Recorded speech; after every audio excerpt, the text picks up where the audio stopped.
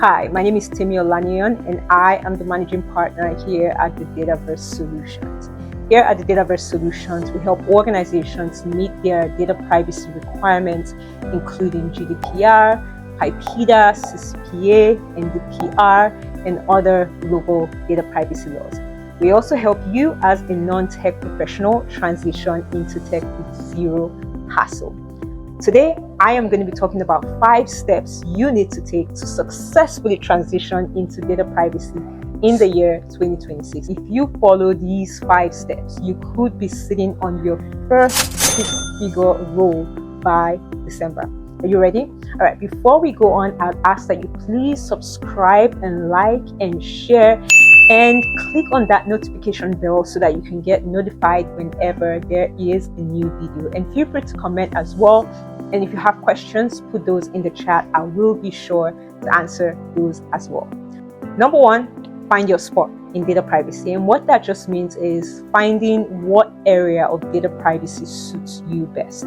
Now, there's lots of opportunities in data privacy. Data privacy has the technical component and it has the non-technical component. Now, the reason why it has a technical component is because data privacy doesn't just impact processes, it also impacts systems, the systems that store this data. Hence, the need to implement data privacy within systems. And that's where the technical part comes in, which is typically privacy engineering. But we also have the non-technical aspect that have loads of opportunities, including privacy program management, privacy risk management. If you are currently thinking right now, what path will suit me the best, then I invite you to take the quiz down below. It's a free quiz. Go ahead and take that quiz to find out what area of data privacy would suit you the most. The reason why it's important to take this quiz is that you already have transferable skills that you can leverage in data privacy so that you're not feeling like you have to start from scratch.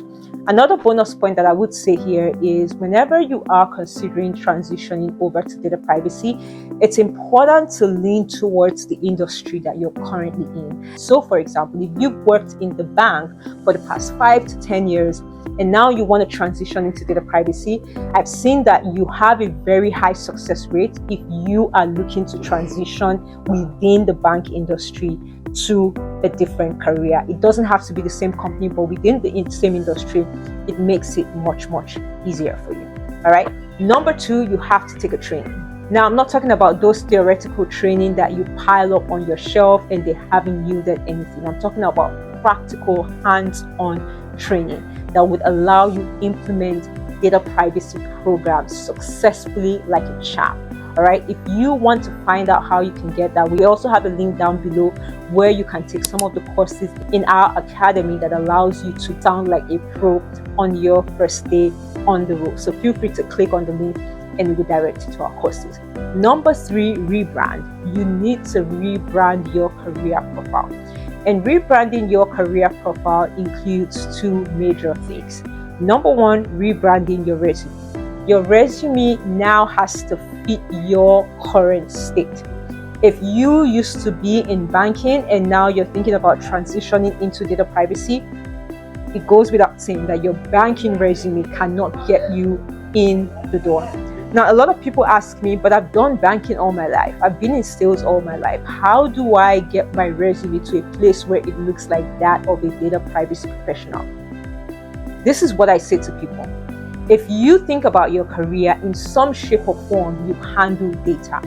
And while you might be thinking about handling data as a different terminology in your field, it maps to a terminology in data privacy. So let me give you an example. I once had a client who came to us from banking and he used to work in customer service. Part of his work was making sure that the data that he was collecting from the customers was only data required to fulfill a certain demand from the customer. And when he explained that to me, I said to him, there's a concept that matches to in data privacy. And the concept is data minimization. Data minimization in the world of data privacy is collecting only data you need for a required purpose. And so we're able to take that banking language and translate it into this new data privacy language that now allowed him to get a resume that presented him as a data privacy professional. And today he's sitting in one of the leading firms in the country as a senior privacy associate. Now, there are many ways you can do that. If you'd like to download our free resume guide, the link is also below where you can download our free resume guide. The second half of your rebranding is your LinkedIn. I know a lot of people get intimidated by LinkedIn, but this is not the time to get intimidated by LinkedIn. I would say up to about 90% of the jobs that I've interviewed for came through LinkedIn. And the idea of branding yourself on LinkedIn is to be visible. So you want to brand, but you also want to be visible by posting, by networking, and by making people know who you are. All right. Now, number 4 is taking a certification. Now, think about the certification as a seal on everything that you have done. Now, while a certification is not the most important thing in getting you a job, it plays an important role in getting you to the door. Now, a lot of these jobs require professionals who are submitting applications to have a data privacy certification, like CIPM, CIPT, and I'm going to be talking about the certification in another channel. And so when the ATS is scanning your resume, they're scanning for these certifications, and when it sees it, it gets you to the door. For example, gets you an interview or potentially could get you hired. So you want to get a certification because it increases your chance of getting a role in data privacy. And finally, you want to prepare. When you are looking to transition into a different field, it's important to start thinking about yourself in that light. And what that means is start preparing for interviews.